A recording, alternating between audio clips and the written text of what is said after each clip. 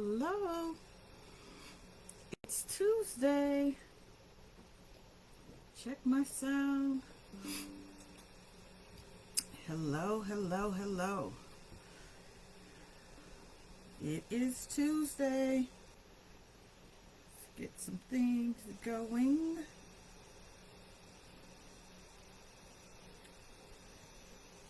Okay.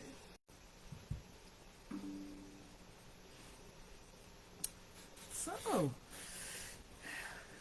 hello. I hope everybody's having a great week so far. And forgive me if I sound a little congested. I think it's a change of the weather. Okay. So, once again, happy Tuesday. And you're coming on. Share, tag, invite some other people to join us for our talk tonight. I look forward to this time to kind of get some conversations going and get some things started. And so let me start out by saying once again who I am. I am Tanyika M, Butler. I'm a recently retired school counselor.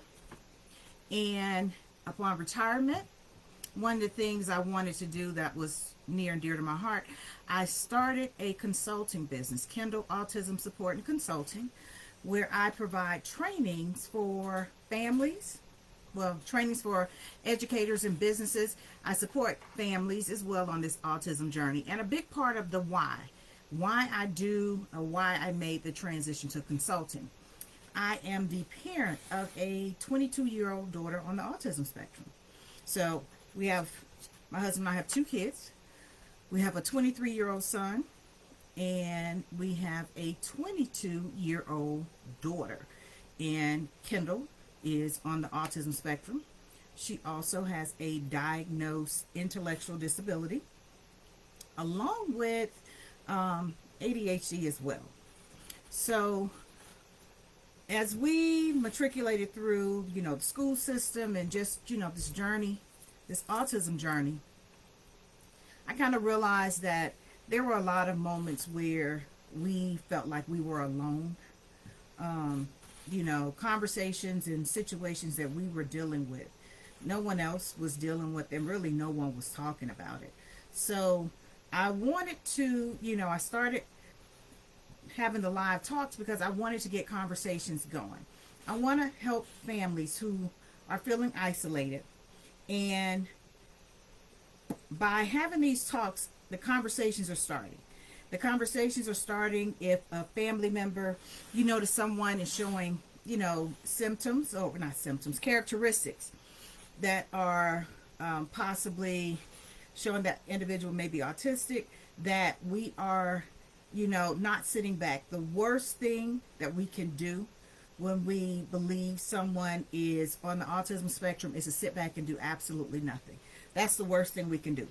So we want to make sure that, it becomes a lot easier for us to have conversations with people about something that we're noticing. If we notice that speech delay, if we notice some sensory concerns, if we notice some different behaviors that fall in line with someone that's on the autism spectrum, that we're able to start having these conversations, and it's not seen as something that is, I don't want to have my child labeled. We want to move past that and see it as that diagnosis is needed for educational support and really and truly for medical support as well. You have to have a diagnosis. So we want to move away from thinking about it as a label and more of a diagnosis so that we can receive, we can provide the correct support for our, loved one that's on the autism spectrum.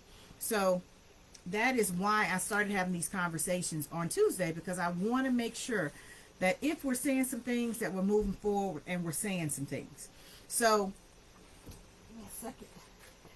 And so, what I want to talk about tonight is taking turns. I know that is something that, We all talk about how kids need to learn how to take turns. That is so important.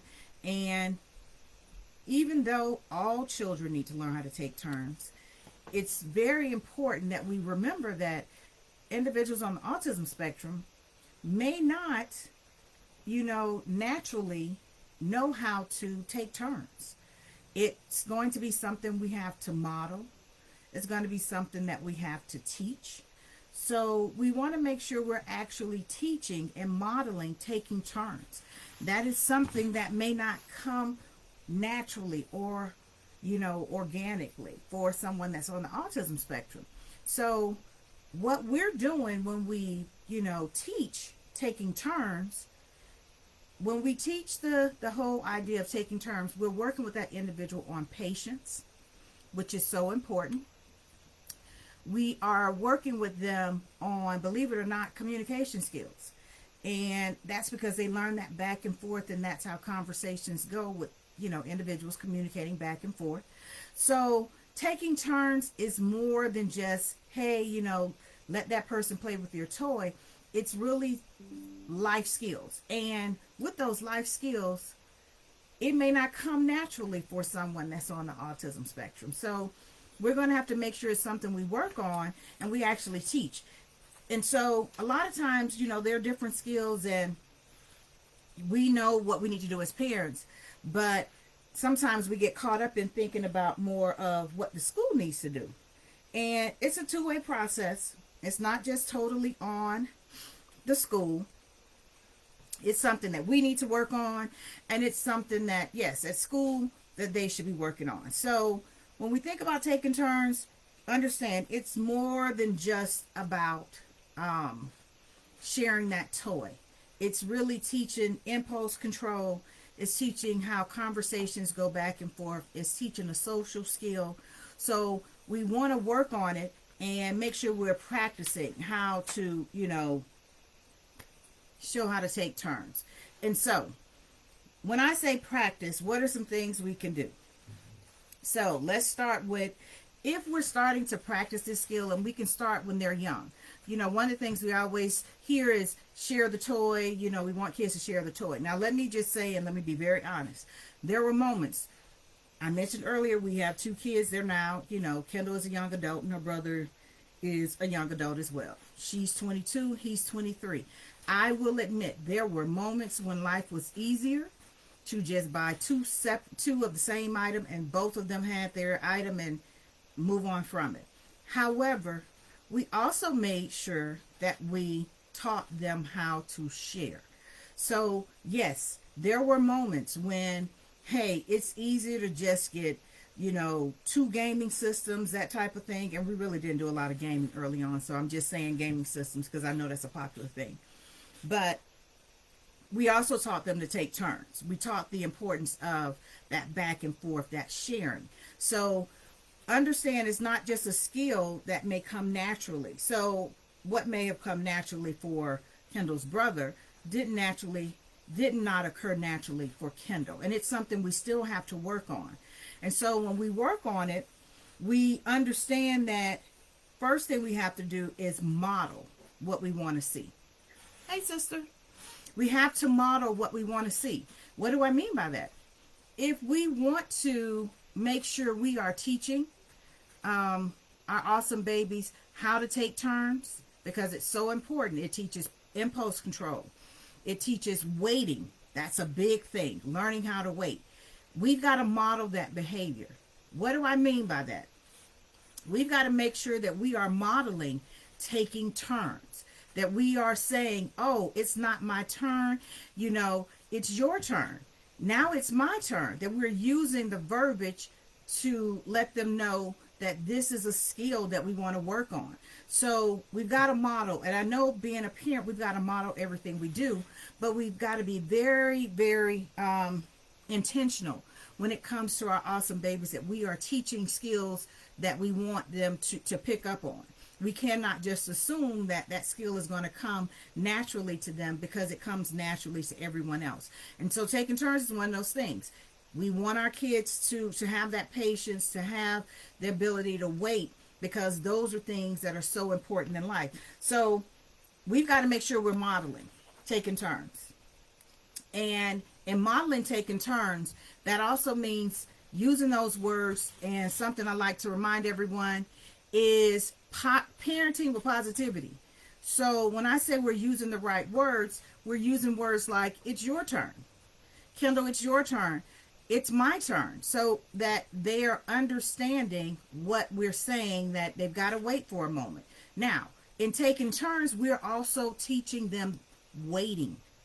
And that's something we've got to model. Now, parents, we've got to understand when we're teaching them taking turns and to wait patiently when it's not their turn, that's out in the community as well. So if we are quick to respond and be impatient in public, guess what? We're teaching that as well to our awesome babies, that, you know, they don't have to wait, that they should expect everything to come fast. And we know in society and life, that's not going to always happen. So we want to make sure we're modeling. And that means sometimes we got to step back and not respond to a situation the way we really want to respond. So what are some things we can do? How do we practice taking turns? Because it's so important. Remember, it's teaching patience. It's teaching impulse control. It's teaching back and forth communication skills.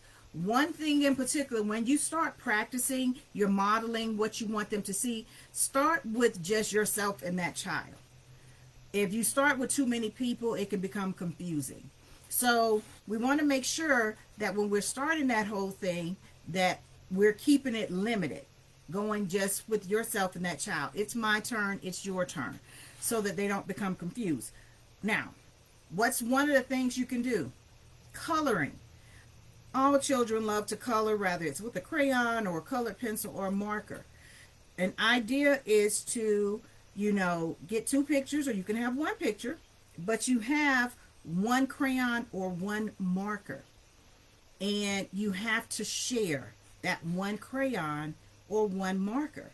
That is how we start to teach taking turns and waiting patiently.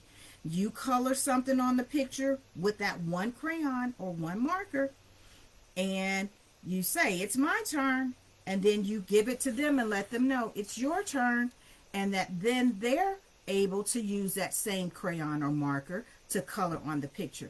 So that one crayon, that one marker teaches patience. It's going to make them, you know, learn how to wait. It's going to teach them impulse control. So that's one way, coloring a picture. And with the picture, you can have one picture, you can have two pictures, but the thing is, you can only have one crayon or one marker. That's very important. The next thing, there are so many games that go back and forth with taking turns. So many games. And remember, these are life skills. These are life skills that we want to make sure we're teaching, skills that may not naturally happen for our awesome babies, because we want them to be comfortable out in society, you know, as they're interacting with people. So this is not something we just want to say, oh, we'll teach it for home or teach it for school. This is a life skill we want to make sure we're modeling. So the first one was, you know, taking turns coloring. One picture or two pictures. Hi, Kim. Hi, Yoki. Hey, baby mama. And it's a long story about that. So, hey, Centuries. So we want to make sure that we are teaching, modeling. So first thing, coloring pictures. One piece of paper or two pieces of paper, but you only have one crayon and one marker. You have to share back and forth. My turn, your turn. My turn, your turn. So that's one way we can work on teaching, taking turns. The other thing, Connect Four. Connect Four is a very good game at taking turns. And it also helps with fine motor skills, because you're picking up the chip to drop the chip in. Hey. And when we're dropping that chip in with Connect Four, impulse control, patience, that back and forth. So Connect Four is a great game. Another one, Jenga, depending on how they feel about things crashing. If they don't like to hear something crash, then Jenga is not a good game. Let me just stress that. If they don't like the sound of things crashing to the ground, do not use Jenga to teach back and forth, because what's going to happen is they're going to be more upset and worried about when that, you know, tower crashes, that they're not really focusing on the skill that you're working on. So if they don't like the sound of the crash, Jenga's not a good game. Candyland. Candyland is a great one. because each person, you're pulling a card. And with Candyland, you can go from just you and that child to you and maybe two other people, because several people can play Candyland at a time. So it's one of those things definitely that is going to teach patience, is going to teach, impulse control, because you have to wait for your turn. You can't jump ahead. And so we've got to make sure when we're, practicing taking turns, we're parenting with positivity. So when they wait their turn, we've got to acknowledge that they've waited their turn and let them know, good job waiting your turn. When they've sat there patiently waiting for their turn, we've got to acknowledge, good job waiting patiently for your turn. We can't not ignore when they're doing the right thing, because that's going to reinforce. We reinforce what we want to see more of. And that means reinforcing positive behavior. When we give a lot of attention to the negative behavior, what we're actually doing is reinforcing the negative behavior. So positive parenting means reinforce when they do what we want them to do. And so in taking turns, when they wait patiently, acknowledge it. Let them know, good job waiting patiently, good job waiting for your turn. Another game, if you want to do something as well, dealing with spinning, take the spinner off from the twister game and use the spinner and let that be that your turn, my turn. And several people can be there, and maybe, with that, it allows them to also learn their colors. If you can incorporate more than one thing at a time, do it. So you can use the spinner from the twister game. You don't have to play twister, but you can use the spinner to practice your turn, my turn. So it's several games you can play that can help when it comes to teaching my turn, your turn. Now, what we've got to understand is that also, that's for some individuals, because Kendall has an autism diagnosis, but Kendall also has a diagnosis with an intellectual disability. So depending on that person's cognitive level, when it comes to teaching the concept of my turn, your turn, you may need to include more visual things. And what I mean by that, in teaching your turn, my turn, you can get a green card and a red card. And when I say a green card and a red card, you can take a white note card and color it green. Put a green circle or color the entire thing green, and then color one red. So you don't have to go find two cards. You can cut a piece of construction paper. But the whole thing is to let them know when it's their turn, you give them the green card. When it's not their turn, you give them the red card. And that's one way when you're dealing with someone who may have a lower intellectual level, to teach them taking turns. So it's possible as well to teach that process, but you just got to, make sure you have some visuals in place. And one in particular is a card. Using a green card, letting them know it's their turn, and a red card when it's not their turn. And you just use those things, and eventually you can fade them out and you don't have to use them. But you want to start off in teaching that skill and using them.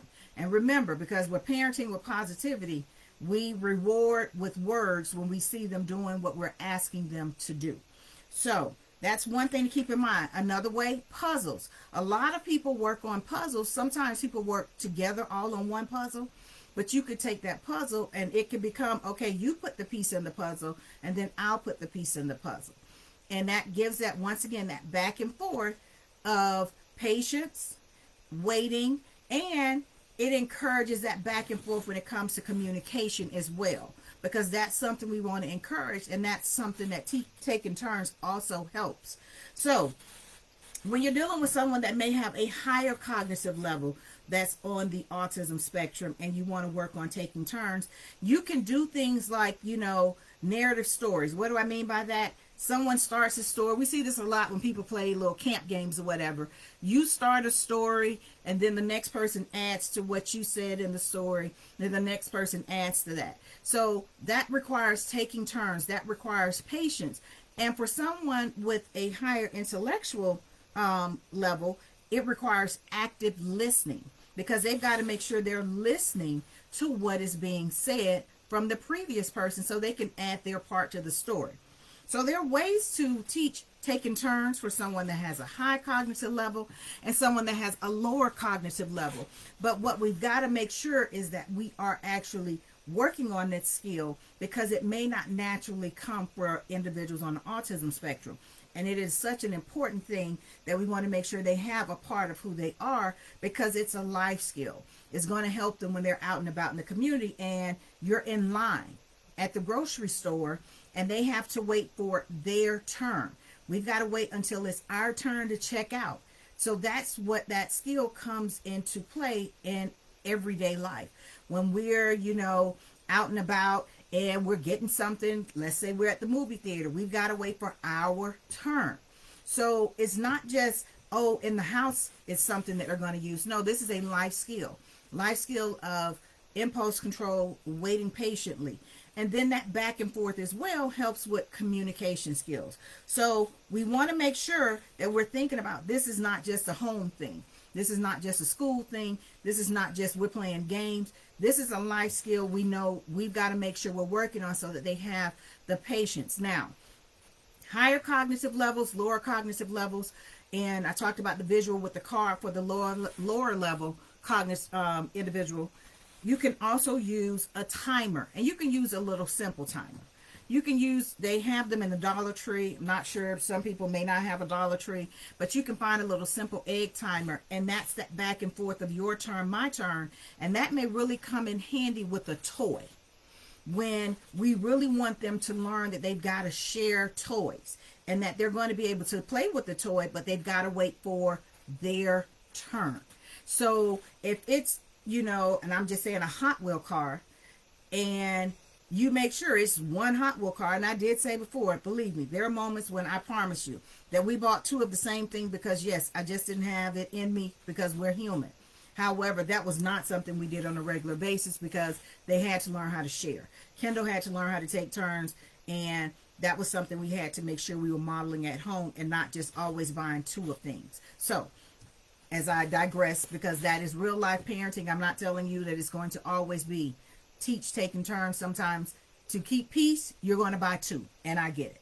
However, we want to make sure that we are teaching that skill. And going back once again, you can use a timer with a toy, and it could be a simple egg timer, sand timer where you can visually see that sand going down, 3-minute timer, 5-minute timer, take your choice, and lets them know when the sand runs out, then it's going to be your turn that you can play with the Hot Wheel car. Or when the sand runs out, it's going to be your turn that, if you have a game system that they have to wait until it's their turn to play. So all of these things come into play when we see kids lose it at school because they have to wait their turn. And that's because that's not something they're used to.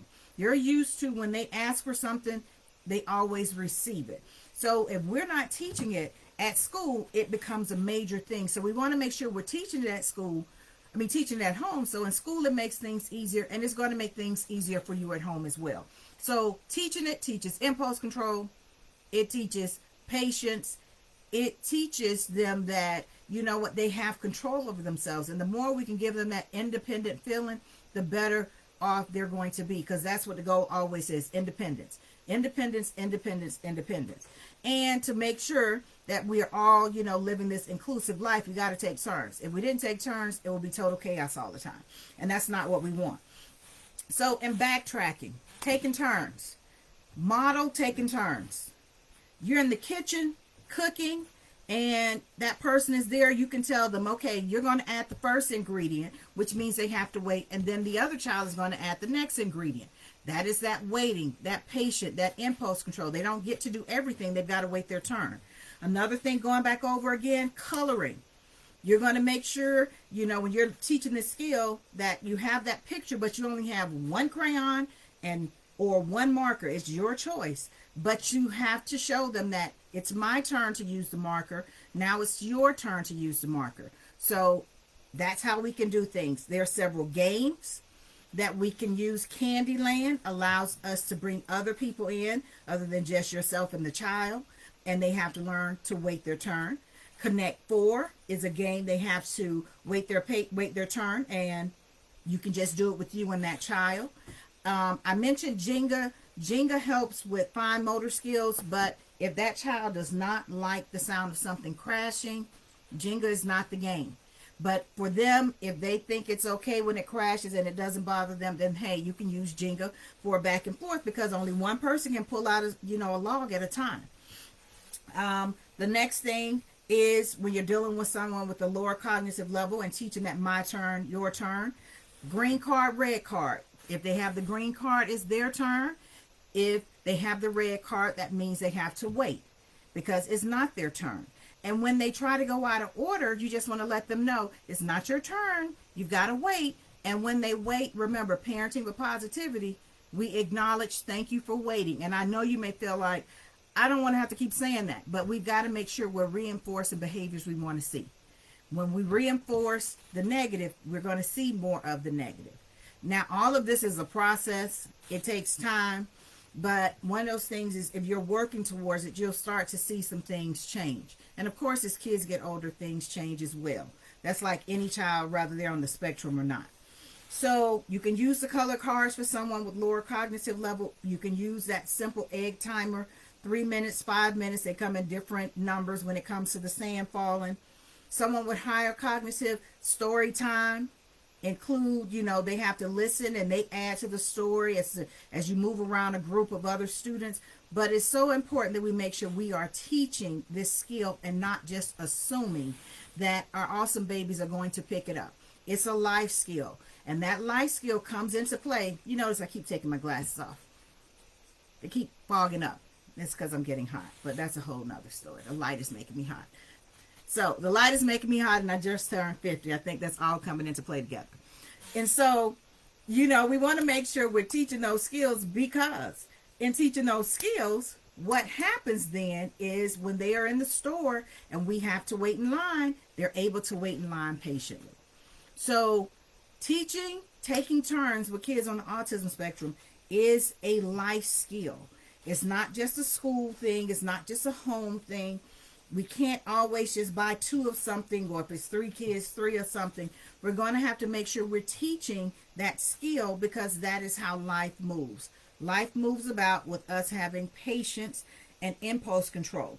And that gets into the whole thing. When we're talking about patience and impulse control, that not all of us have the ability to just control, our impulse and our patience. So we have to work on that skill like anything else. And sometimes we forget that that's a skill we can actually work on and strengthen. So hopefully, what I shared was something that was useful. Once again, if you see me flipping, that's because I don't want to forget anything. We've got to make sure that we are doing these things as parents and caregivers, because we're part of the team, and it's not just on the school to teach these things, and it's not just on the parents. If you're the grandparents, if you're the aunt, you're the uncle, it's important that you understand that you're teaching these things as well, because it's all a part of how we work together for a more inclusive society. When we're working on that taking turns, that parent is working on taking turns, then they're able to go out and remember, even if they have a tantrum, we want to make sure we're not looking with judgment, because that's what keeps people at home, and we don't want to do that. We want people comfortable coming all out and about and, interacting. So thank you all so much. Hopefully you found this useful in talking about taking turns and why we have to make sure we're teaching this skill to our awesome babies, because it's very easy for us to forget that. Hey, Granny. We have to make sure we're teaching that skill. We cannot just assume it's going to naturally occur for them, because it may not. And if we don't teach it, then, we're setting them up to deal with a lot of challenges in life that we can work on just by teaching the skill, modeling the skill, parenting with positivity, and acknowledging when they, wait patiently, when they, take turns. They realize they've got to wait, and it's not going to always be their turn first. All of those things are only going to make things better. But if we don't practice them, if we don't model them, then we can't expect to see them. So make sure we're doing those things. As I mention every time before I get off my Tuesday live, please make sure that for those individuals who are of age to get a state ID, that you are making sure you get them a state ID. They deserve a state ID. Individuals with intellectual disabilities, just like anyone else. The same way we are watching that calendar to make sure we get someone a learner's permit, we need to do the same thing when it comes to getting a state ID for our awesome babies that have intellectual disabilities, or individuals with special needs in general who just may have an intellectual disability diagnosis. We want to make sure we are not relying on the school ID. That is not something that should become the thing that is their ID. They deserve a state ID. Look at the requirements. The requirements vary from state to state, but you want to make sure that you are looking at those requirements and that you are following through to make sure you're getting that state ID for them, so they can see their picture and you can show them you have a state ID, and look, it looks just like my ID, even though yours is a driver's license and theirs is a state ID. It look very similar, and it's going to make them, it's that whole thing. I want something like mommy or daddy has. Guess what? They have their ID just like mommy or daddy has. So we want to make sure we're getting them their state ID. We're not overlooking those things simply because we feel like, oh, it doesn't matter. And I know that's a whole nother conversation, a whole nother time, but we want to make sure we're doing that. And we want to make sure that we are liking, we are sharing, we are posting, these live chats so that we can get the conversations going. I've talked about before that sometimes the easiest way to get the conversation going is to tag someone or share the live session from tonight, and inbox them and let them know, hey, you may want to check this out or check this person out. She has some videos. And then they may ask, why did you send that person to me? And that's your window in if you think something is going on. Worst thing you can do, I said at the beginning, if you think that someone has is showing characteristics of autism, the worst thing you can do is sit back and do absolutely nothing. That is the worst thing you can do. So we want to make sure that we are having these conversations and we're not just sitting back.